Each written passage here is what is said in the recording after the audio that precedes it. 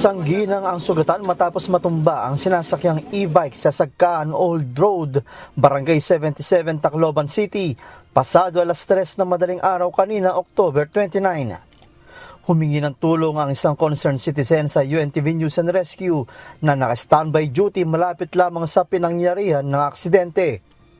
Nakaupo na sa gilid ng kalsada ang babae na kinilalang si Maria Potencio, 36 anyos.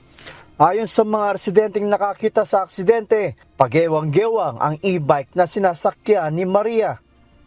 Dahil sa pagkakatumba sa gilid ng kalsada, nasugatan ng kanang paa at tuhod nito matapos tumama sa gutter. Muna ito mga e-bike ko, nakailang paset ko yung usa. Hindi yan drive yung usa. Nagliliman niya kay one man. Nalimuya ba sa pangasi kasi nagpahiya. Bumunggo na kami diligat. Tumanggi na magpadala sa ospital ang biktima. Joshua Antonio, UNTV News and Rescue. Diyos ang aming sandigan, serbisyo publiko ang aming pinahahalagahan.